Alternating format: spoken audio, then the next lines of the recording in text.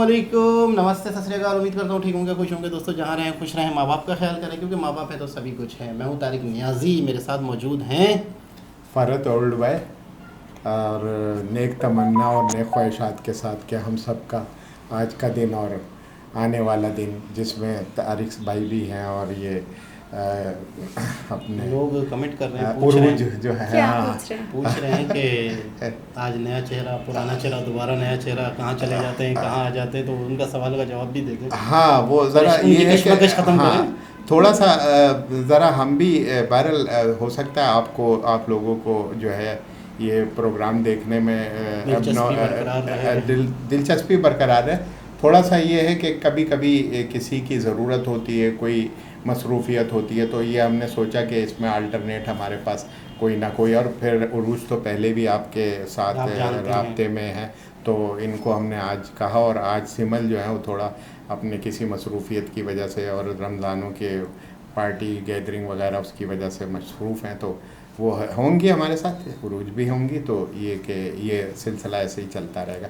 आप लोगों का ताउन चाहिए, क्योंकि आप लोग ताउन करते हैं तो फिर हमारा भी दिल चाहता है। जो नए लोग हैं जो आज वीडियो पे पहली मरतबा आए, तो अपना तारुफ करा दें। हमने तो करवा दिया। ओल्ड बॉय जी, मेरा तो फ़र्ज है जी।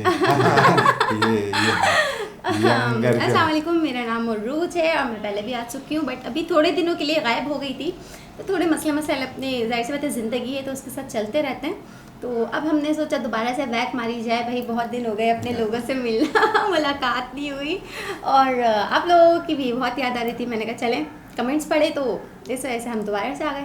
चलिए मुलाकात करते हैं, बात करते हैं। बहुत सारी बातें होंगी, पहले करेंगे, देखेंगे वीडियो, उसके बाद करेंगे बातें। तो स्टार्ट करते हैं वीडियो को। वीडियो का टाइटल है मौलानाज इशूज़ फतवा for pricing India in Pakistan, pricing India versus Pakistan. तो देखते हैं इस वीडियो में क्या है। इंडिया यूनाइटेड नेशंस की सिक्योरिटी काउंसिल का परमानेंट मेंबर बनने जा रहा है। पाकिस्तान अपनी पैदाइश से लेकर आज तक उस नाजुक मोड़ पर खड़ा है जिसका कोई इख्तिताम नजर नहीं आता। और अभी तो रुको, क्लाइमैक्स अभी बाकी। इंडिया में गुलाम भी न रखेगा। जो इंडियन हम लोगों को थोड़ा बहुत बाहर के मुल्कों में मुंह लगा लेते हैं, लेकिन इस वक्त वो इतने आगे जा चुके हैं कि हमें तो वो अपने जूता भी साफ करने के लिए नहीं रख सकते। एक टाइम ऐसा आना है कि जब इंडिया ने यूनाइटेड नेशन का परमानेंट मेंबर बन जाना है ना, आप यकीन कीजिए कि उस टाइम हमारे बड़े बड़े ऑफिसर जो हैं मोदी के बूट पॉलिश करते नजर आएंगे। कि इस वक्त जो जंग है ना, ये हथियार की जंग नहीं है, ये इकोनॉमी की जंग है, ये प्रोग्रेस की जंग है। और उस जंग में इंडिया हमें बीट कर चुका है और इंडिया बहुत आगे निकल चुका है। मैं जानता हूँ कि ये है नया इंडिया, ये नए इंडिया का नया और खौफनाक चेहरा है। लेकिन एक सेकंड, हमारा रिवायती हरीफ है, मुझे ये तारीफ करते हुए अच्छा तो नहीं लग रहा, लेकिन आप देखें कि वहाँ तरक्की हो रही है।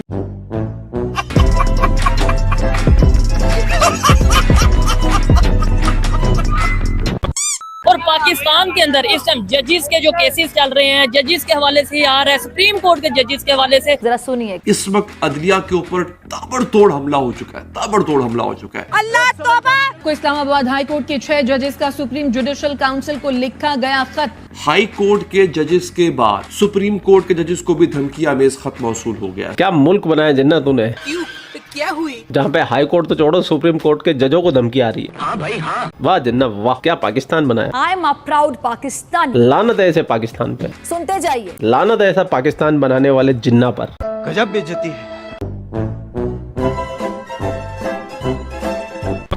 कि उनकी नाजेबा वीडियोस बना के उन्हें ब्लैकमेल किया जा रहा है। उसके नाजेबा मतलब 18+ कंटेंट। अभी इसने अदलिया भी बोला था, अदलिया का मतलब होता है अदालत। काफी लोगों को उर्दू समझ में नहीं आती, तो मेरे को लगा कि शायद ये तरीका सही रहेगा। बात तो सही है कि इंडियन प्राइम मिनिस्टर ने रिसेंटली अपनी स्पीच में ये बोला है कि मोदी मौज के लिए पैदा नहीं, मोदी मेहनत के लिए पैदा हुआ है। मोदी मौज करने के लिए पैदा नहीं हुआ, मोदी मेहनत करने के लिए पैदा हुआ है। साथियों, 10 साल में जो हुआ वो तो सिर्फ ट्रेलर है, ट्रेलर। पिक्चर अभी बाकी है मेरे दोस्त। 10 ईयर में आप देखेंगे इंडिया की हिस्ट्री चेंज हो गई। सुनते जाइए। दुनिया की 5वीं बड़ी इकोनॉमी इंडिया बना। सुनते जाइए। IT में दुनिया में नाम हुए इंडिया के। सुनते जाइए। इंडिया की प्रोडक्ट दुनिया में पहचानी जाती है। वाह मोदी जी वाह। दोस्तों, जिस तरीके से भारत का डिप्लोमेटिक डंका पूरी दुनिया में बज रहा है, पाकिस्तान के सबसे बड़े मोदी भक्त आबिद अली के खिलाफ निकल गया पाकिस्तान में फतवा। क्या बात कर रहे हैं बाबा? और फतवे का रीजन पता है क्या है? सिर्फ भारत की तारीफ और मोदी जी की तारीफ ये करते हैं, मतलब कि सच्चाई बयान करते हैं। तो सच्चाई बयान करने पे इन भाई साहब के ऊपर पाकिस्तान के मौलाना ने लगा दिया फतवा। साला ये दुख का खत्म नहीं होता बे। हमारे हिंदुस्तान के अंदर तो फतवों की कोई वैल्यू नहीं है, नील बटा सन्नाटा है, एक रद्दी के कागज के बराबर एक फतवे की वैल्यू है। लेकिन पाकिस्तान में आज भी फतवे की बहुत वैल्यू होती है, बहुत इज्जत होती है, उस पर अमल किया जाता है, क्योंकि पाकिस्तान ना होकर जालिस्तान है। तो चलिए देखते हैं आबिद अली भाई साहब ने ऐसा कौन सा काम किया था जिस पे फतवा जारी हुआ है। इंडिया यूनाइटेड नेशन की सिक्योरिटी काउंसिल का परमानेंट मेंबर बनने जा रहा है, खबरें ये हैं। मैं आपको बताता हूँ, ये डॉक्टर जयशंकर साहब जो हैं इंडिया के फॉरेन मिनिस्टर जो हैं, उन्होंने अभी रिसेंटली जो बयान दिया उसमें क्या बता रहे हैं कि इंडिया को यूनाइटेड नेशन का परमानेंट मेंबर जो है ना अब बन जाना चाहिए। 5 देश थे जिन्होंने आपस में तय कर लिया था कि वो यूएन के परमानेंट सिक्योरिटी काउंसिल के परमानेंट मेंबर बनेंगे, पर अभी मुझे लगता है कि दुनिया में ये भावना की चेंज होना चाहिए और चेंज में भारत को परमानेंट सीट मिलना चाहिए। यूनाइटेड नेशन का परमानेंट मेंबर जो है ना शोएब भाई, कोई छोटी बात नहीं है।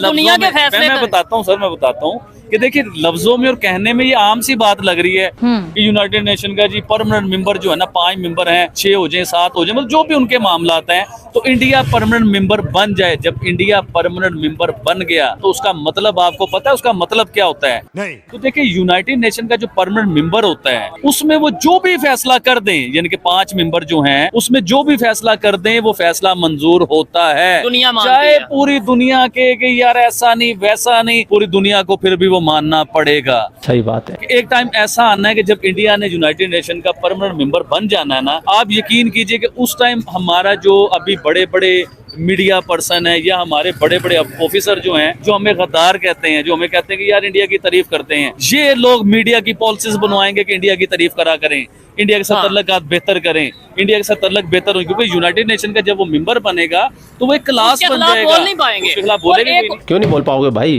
क्यों नहीं बोल पाओगे? आज अमेरिका भी तो परमानेंट मेंबर है। तुम्हारे पाकिस्तान का छोटे से छोटा बच्चा अमेरिका को और इजराइल को गरियाता रहता है, और हिंदुस्तान को तो तुम बोनस में गरियाते हो। तो मेरे भाई चाइना भी तो परमानेंट मेंबर है, तो हम क्या चाइना के खिलाफ नहीं बोलते? क्या बोलते? हम तो कहते चाइना को बॉयकॉट करना चाहिए, चाइना को इंडिया से गेट आउट कर देना चाहिए, चाइना के पिछवाड़े पे लात मार देनी चाहिए। नो नो नो नो, खत्म, बाय बाय, टाटा। चाइना के हर प्रोडक्ट का बॉयकॉट करना चाहिए। मैं तो बिल्कुल बॉयकॉट करता हूँ चाइना का। मेड इन इंडिया सबसे ज़्यादा मेरी फेवरेट कोई चीज़ है तो मेड इन इंडिया। अगर मेड इन इंडिया में वो प्रोडक्ट नहीं है तो फिर थोड़ा सा एक्सपेंसिव जरूर हो जाता है, लेकिन मैं कभी चाइना के प्रोडक्ट यूज नहीं करता हूँ। ये बड़ी अच्छी बात कही है। आज से नहीं, कम से कम मुझे 3-4 साल हो चुके हैं जब से गलवान वाली घटना हुई थी, समझ रहे हो? तो भाई मैं बॉर्डर पे जाके लड़ नहीं सकता, तो मैं इस तरीके से अपने देश को प्रोटेक्ट करता हूँ मैं। शाबाश बेटा, बहुत बढ़िया। और हर एक नागरिक का नैतिक कर्तव्य है ही है। बाकी सबके अपनी अपनी सोच है, मैं इस पे कोई टीका टिप्पणी नहीं करना चाहूँगा, नहीं तो फिर कमेंट सेक्शन में सब अपनी अपनी राय रख के जाएंगे। तो मेरी पर्सनल राय हो सकती है, आप इत्तेफाक रखो या ना रखो वो आपकी चॉइस है। तो जैसे जिसकी सोच। कि यूनाइटेड नेशन के जो परमानेंट मेंबर की बात हो रही है, अगर फॉर एग्जांपल उसकी वोटिंग होती है, ठीक है, तो वोटिंग में आपको सब कुछ नजर आ रहा है। अभी बरतानिया का वज़ीर-ए-आज़म कौन है? ऋषि सुनक। इंडियन ओरिजिन जो है ना, इंडियन रीजन है, तो क्या वो इंडिया के अगेंस्ट वोट देंगे? ऐसे तो फिर रशिया भी परमानेंट मेंबर है, वो भी यहाँ पे वोट देगा। कभी इंडिया के अगेंस्ट वोट नहीं देगा। ऐसे तो अमेरिका के साथ भी बड़े अच्छे रिलेशन है। परमानेंट मेंबर बनते हुए नजर आ रहे हैं सर। आप पाकिस्तान को देख लीजिए कि हम लोग कहाँ खड़े हुए हैं। ठीक है, हम लोग अभी दहशतगर्दी से बाहर नहीं निकल रहे। लानत है तुम लोग पे, लानत। हम लोग अपने उलझे हुए मामला से बाहर नहीं निकल रहे। देखे ना, अभी ईरान हमें कहता है कि पाकिस्तान में टेररिज्म खत्म कीजिए, ठीक है, अमेरिका हमें कहता है पाकिस्तान में टेररिज्म खत्म कीजिए, इंडिया कहता है टेररिज्म खत्म कीजिए। भाई सबसे बड़ी जो बात है जिसे आप अपना आयरन फ्रेंड कहते हो, जप्पी फ्रेंड कहते हो, पप्पी फ्रेंड कहते हो, जिसे चाइना को जिसे अपने जिगर और सीने के साथ लगाया हुआ है, वो चाइना भी अब ये कहने लग गया कि पाकिस्तान में टेररिज्म खत्म होना चाहिए। कई प्रोजेक्ट वो अपने बंद कर रहा है, कभी वो कहता है हमारी अपनी फोर्सेज होनी चाहिए, कभी वो नई बात करता है, कभी वो अभी देखिए ना कि जो 5 चाइनीज जाने जो गई हैं उसके ऊपर चाइना ने क्या सख्त किस्म का बयान दिया है। आप इस चीज को भी देखिए ना कि अगर वो हमारा फ्रेंड था, मैंने लास्ट वीडियो में नहीं बात बताई, क्या उन 5 इंजीनियर्स को पाकिस्तान ने मारा है? पाकिस्तान की फोर्सेज ने मारा है?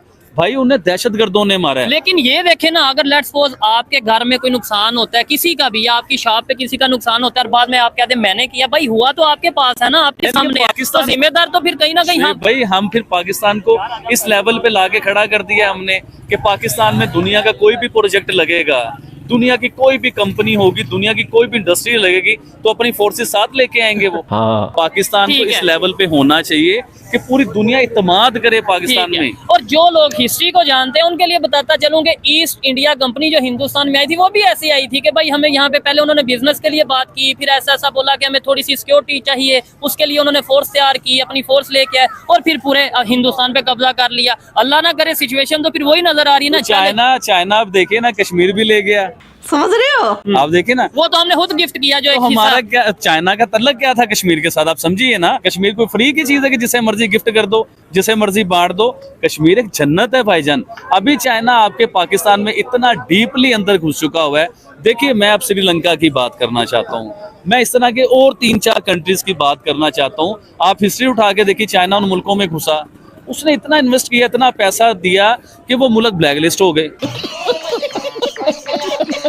अभी पाकिस्तान के आप हालात देख लीजिए, चाइना इधर जितना घुसा हुआ है, जितना उसने इन्वेस्ट कर रहा है, जितना हमें कर्जा दे रहा है, जितने मामला है, हम किस हालात पे आगे खड़े हुए हैं। ठीक हो ब्लैकलिस्ट होते होते बच जाते हैं हर बार। इंडियन प्राइम मिनिस्टर ने एक स्टेटमेंट दी है, उन्होंने बोला है कि मोदी मौज के लिए पैदा नहीं हुआ, मोदी मेहनत के लिए पैदा हुआ है। यानी उन्हें कुछ लोगों ने ये बोला कि भाई आपने बड़ा काम कर लिया, 10 साल आपने बड़ी कंट्री की हिदमत कर ली, अब आप रेस्ट करें। तो उन्होंने आगे से ये जवाब दिया। एक्चुअली मैं आपको बताता हूँ, बहुत से लोग हैं जिनके पेट में दर्द हो रहा है और बड़ा शदीद किस्म का दर्द हो रहा है, उन्हें चाहिए अच्छे डॉक्टर को जाके चेक करवाएं और अपना इलाज करवाएं। देखा इंडिया में बड़ी चल रही है वीडियो जी, मोदी जी ने तो ये कर दिया, मतलब मोदी जी के अंगेंस्ट वीडियो चल रही है कि नेक्स्ट गवर्नमेंट मोदी जी की नहीं बननी। अब मैं उन सबको बताना चाह रहा हूँ, मैं पूरे हिंदुस्तान को बताना चाह रहा हूँ, देखिए प्राइम मिनिस्टर नरेंद्र मोदी जो है ना, उन्हें अपने कैंपेन की भी जरूरत नहीं है। अभी आप देखिए पाकिस्तान में जब इलेक्शन स्टार्ट होते हैं ना, जो ताकतवर हैं, जो पटवारी हैं, जिनकी ताकतें चलती हैं, वो इलेक्शन कमीशन भी अपनी मर्जी का लेके आते हैं, हर चीज अपनी मर्जी की करते हैं वो चीजें। देखिए प्राइम मिनिस्टर नरेंद्र मोदी को इन चीजों की जरूरत नहीं है, क्योंकि उन्होंने इंडिया की हिस्ट्री चेंज की, इंडिया में इतने इतने बड़े काम किए। देखिए जिस शख्स ने राम मंदिर बनवा दिया हो एक इंडिया में और एक यूएई में, क्या वो इलेक्शन हार सकता है? हरगिज नहीं। उन्होंने दिलों में जगह बना ली हुई है, उन्हें कैंपेन की जरूरत नहीं है। और मैं मोदी जी से कहना चाहूंगा ये वाली बात कि जब आपकी कैंपेन हम लोग चला रहे हैं तो आपको क्या जरूरत है कैंपेन करने की? इस बात पे आपकी पकड़ भी हो सकती है। भाई मैं एज ए जोक बात कर रहा हूँ, मजाक में बात कर रहा हूँ, इसमें वो थोड़ी है। डर गया। हाँ भाई हाँ। और रियली मतलब उनकी अगर हम सच्चाई बताते हैं, मैं है। अगर उनकी सच्चाई हम लोग बताते हैं, हम बताते हैं कि उनकी पॉलिसीज ये हैं कि 10 ईयर में आप देखें कि इंडिया की हिस्ट्री चेंज हो गई, दुनिया की 5वीं बड़ी इकोनॉमी इंडिया बना, आईटी में दुनिया में नाम हुए इंडिया के, इंडिया की प्रोडक्ट दुनिया में पहचानी जाती है। उन्होंने अपने इंडिया का नक्शा चेंज किया है, इंडिया की सड़कें देख लें, इंडिया के मॉल्स देख लें, इंडिया को उन्होंने दुबई टच जो है ना वो बना दिया। यही तो कयामत है। इंडिया का ये देख लो, इंडिया का वो देख लो, इंडिया ये कर लो, इंडिया ऐसे कर लो, इंडिया वैसे। अबे तुम भी तो कुछ कर लो। रही बात हमारे मोदी जी की, तो मोदी जी तो आएंगे, साथ में 400 से ज्यादा सीटें लाएंगे। और आपको क्या लगता है मोदी जी कितनी सीटें लाने वाले हैं? कमेंट सेक्शन में आप भी बता सकते हैं। आपने अभी तक वीडियो को लाइक भी नहीं किया और हाँ शेयर भी नहीं किया, और सब्सक्राइब करना तो भूल ही गए हो, है ना? जल्दी से करो लाइक, शेयर और सब्सक्राइब, और कमेंट में फिजा को पहलते हुए जरूर जाना। आप लोग अपना ख्याल रखिए। आपका भाई आपके लिए पाकिस्तान से रिलेटेड वीडियो लाता रहता है। जय हिंद, वंदे मातरम, जय श्री राम, जय श्री राम, जय श्री राम। जी जनाब, ये हैं आबिद भाई। अच्छा, ज़्यादा वीडियो में दिखे हैं। अच्छा, ये कुछ टाइम पहले एक खातून ने इनका इंटरव्यू किया था। अच्छा, तो जिसमें इन्होंने मोदी की बड़ी खुल के तारीफ की थी। ये है ये तो एंकर है। अच्छा, ये तो एंकर है। तो अच्छा, इनकी किसी खातून ने इंटरव्यू किया था। अच्छा, तो आज ये इनके साथ इनकी दोस्ती हुई। सही है, सही है। तो पूरे इंडिया के मीडिया में ये चले थे। अच्छा, कि पाकिस्तान का बंदा, पाकिस्तानी लोग अब मोदी के फैन हैं। अच्छा, मोदी के फैन हैं। तो शुरू बड़ा- में हाँ काफ़ी हो गया, साल डेढ़ हो गया। इंडियन मीडिया में और सारे न्यूज़ चैनलों में बड़े ये वायरल हुए थे। अब इन दोनों की दोस्ती हुई है। तो आबिद भाई के मेरे बारे में ये है कि आबिद भाई बड़ा खुल के बोलते हैं, मतलब जो बोलते हैं टिका के बोलते हैं। इनका अपना बिजनेस है यहाँ पे, कपड़ों की शॉप्स हैं। तो अक्सर ये शोएब भाई इनके इंटरव्यू ले रहे होते हैं। अच्छा, इस वीडियो से मैंने जो अंदाज़ा लगाया, सबसे मेन चीज़ जो है किसी मुल्क की तरक्की ना करना, वहाँ का अमन व अमान है। जी जी, वहाँ की जो स्टेबिलिटी है, वहाँ के जो माहौल है। अब जैसे मिसाल के तौर पर चाइना ने कई प्रोजेक्ट शुरू किए, तो चाइनीज़ ही को अगर लोग मार दें, चाइनीज़ ही पर हमले हो रहे हों, तो अब वो लोग क्या करें, उन्होंने अपने प्रोजेक्ट बंद कर दिए, वो चाइना वाले पाकिस्तान से जा रहे हैं, अपने कोई काम नहीं करना चाह रहे। फिर दूसरे कंट्रीज अगर सोच रहे होंगे कि हम पाकिस्तान जाके कोई मिल्स लगाएं, कोई फैक्ट्रियाँ लगाएं, कोई इन्वेस्टमेंट करें, तो वो तो कभी भी नहीं करेंगे। उनको तो उनके तो दिलों में खौफ होगा कि वहाँ तो कोई सेफ़ ही नहीं है। और ख़ास तौर पर कोई फॉरेन कंट्री का बंदा सेफ़ नहीं है तो कोई भी इन्वेस्टमेंट नहीं होगी, जिससे मुल्क और पीछे जाता है, जिससे मुल्क और तबाही की तरफ जाता है, जिससे मुल्क का बेड़ा गर्क होता है। तो आज और मैं हैरान भी होता हूँ कभी कभी कि सोशल मीडिया पर अब लोग खुल के बात कर रहे हैं। मतलब सोशल मीडिया पर अब ये बातें खुल के हो रही हैं कि हमारे असल इश्यूज़ क्या थे, जिसकी वजह से आज हमारे हालात क्या हैं। तो ये आबिद भाई थे, क्या कहना चाहेंगे आप इनकी बातों से?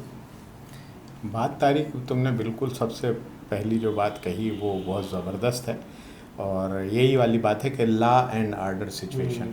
मकसद जिस कंट्री को भी दुनिया में तरक्की करनी है, देखिए होता यही है कि कोई भी मतलब उसके जो रिहायशी हैं, जो वहाँ के अवाम हैं, जो वहाँ के समझ लें कि जो उस मुल्क के बाशिंदे हैं, वो उनको भी मिलना चाहिए। ये तो खैर मसला ये कि उनका राइट है, क्योंकि बुनियादी हुकूक में से है कि भाई सिक्योरिटी, सेफ्टी और तमाम ज़िंदगी की जो चीज़ें हैं वो गवर्नमेंट की लाइबिलिटी है कि उनको मुहैया करें, और उनकी तमाम चीज़ों की सेफ्टी भी उसका, तो वो अपने मुल्क के लोगों का तो है। लेकिन जब यही चीज़ डेवलप होती है तो दुनिया के दूसरे ममालिक उन चीज़ों को मॉनिटर कर रहे होते हैं कि भाई ये वाली बात है। अब देखें हमारे यहाँ प्रोजेक्ट और ये तमाम बनाने के लिए तो बहुत वर्क है, लेकिन लॉ एंड ऑर्डर सिचुएशन जब तक डेवलप सही नहीं होगी या कुछ वो नहीं होगी तो ये तमाम एक लॉ एंड ऑर्डर, और फिर फाइनेंशियल पोजीशन।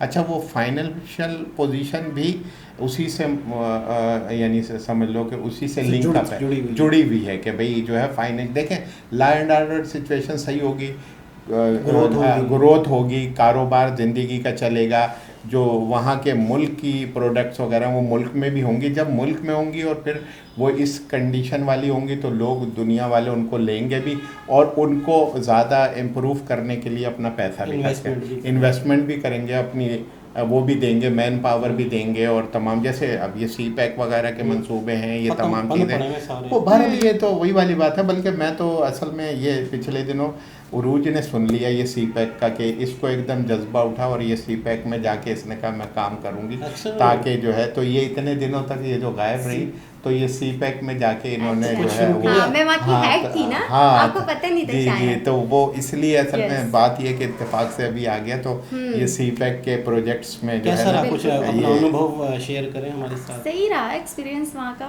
तो ये भी असल में मुल्क का जज्बा तो है, जाहिर है कि यहाँ की पैदाइश है, तरक्की इसलिए नहीं हो रही है क्योंकि यहाँ के जो इन्वेस्टर थे ना वो सारे जा चुके जी, वो क्योंकि हालात की वजह से यहाँ के हालात ही माशाल्लाह, अभी बीच में कितने VIP चल रहे थे कि हर कोई बंदा, यहाँ की जो बड़ी बड़ी मिलें थी, फैक्ट्रियाँ थी, वो सब उन्होंने बंद करी और वो लोग यहाँ से चले गए। तो मज़ीद जाहिर सी बात है उनकी फैक्ट्रियाँ चलती, उनसे उनकी कंपनी में 300 फर्ज करते 300 के घर के अंदर कितने होंगे, एक के भी अगर 10 लगाए तो कितने बन जाते। तो वो ये नहीं सोचता कि इन सब से मेरा, जब मैं एक फैक्ट्री बंद करूंगा तो मेरा नुकसान नहीं है, इन सबका 300 लोगों का, इन 300 लोगों के पीछे जो 3000 लोग हैं उन सबका, मतलब वो ये नहीं सोच रहा है कि मेरी एक फैक्ट्री बंद करने से सिर्फ ये कि छोटा मोटा मेरा नुकसान होगा, मैं कहीं और जाके खोलूंगा। वो पीछे वालों का नहीं सोच रहा है कि यार आवाम का कितना, लेकिन उसकी भी तो मजबूरी है ना, उसकी मजबूरी जब उसके ऊपर इतने टैक्सेस की वजह से तो सारे इन्वेस्टर जो है वो भाग गए यहाँ से पाकिस्तान से, किसी ने उनका साथ ही नहीं दिया। परमानेंट मेंबर की बात हो रही है तो ये इसका मतलब है बातें शुरू हो गई हैं कि देखिए असल में वो तारीख वही बात ये है कि इस वक्त दुनिया में जो है जैसे कौन सी 5वीं बड़ी ताकत के तौर से, तो 5वीं बड़ी ताकत के तौर से उन्होंने अपने आप को मनवा लिया, और दुनिया में उन्होंने अपनी stability, financial, law and order situation, G20 जो है वो कॉन्फ्रेंस हुई, दुनिया के लोग आए, और अभी भी जैसे मिसाल के तौर पर दुनिया के बड़े बड़े तमाम जितने भी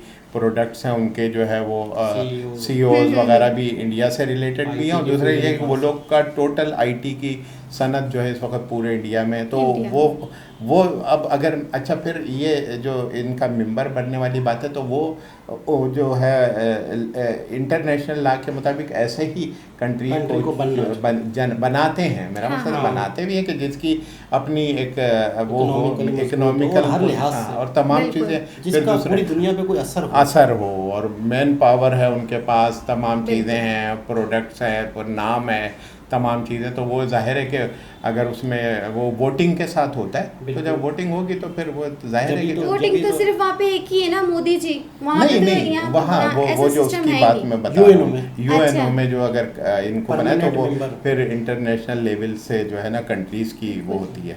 तो मतलब है कि वाकई है कि पाकिस्तान के हालात बहुत मतलब है कि इस तरह के हैं कि लोग इन्वेस्ट नहीं कर रहे, जाहिर सी बात है, पैसा लोगों के पास बहुत है, इन्वेस्टमेंट करने वालों के पास बहुत है, कोई और करे ना करे।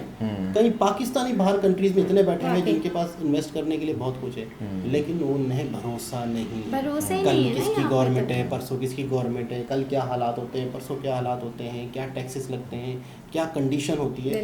तो इस वजह से लोग इन्वेस्ट नहीं कर रहे, जिसकी वजह से आवाम उनके दिल में डर है कि यार हमारा लगा तो देंगे पैसा, पता नहीं करते हैं वो चीजें, देखिए तो इस वजह से लगाता ही नहीं वो, और उल्टा अपना जो पैसा उनका था वो सेव करके वो लेके चले गए यहाँ से, रहने ही दो यहाँ पे, तो लगाओ नहीं तो अच्छा है। इसी बात से याद आया कि एक शख्स ने कहीं काफ़ी फैक्ट्री यहाँ बंद करके दुबई में 100 टैक्सियाँ खरीद के उनको रेंट पे चलाया। एक मिसाल मैंने सुनी थी कि एक शख्स ने 100 टैक्सियाँ दुबई के लिए बनाई और वो चल रही है। तो खैर बहुत ज़बरदस्त मतलब आबिद भाई की बातें लगी। दोबारा किसी और ये एक ज़रा सी वो सिमल के चाहने वालों से मेरी रिक्वेस्ट है कि ज़रा इसको फील नहीं करिएगा, वो आपके पास जल्दी आ जाएंगे। ज़रा सी अपनी मसरूफियात थोड़ी सी खतरनाक मैसेज आ रहा है, हम तो जवाब दे देंगे। दोबारा किसी और हिसाब से मुलाकात होती है, जब तक के लिए अल्लाह हाफ़िज़।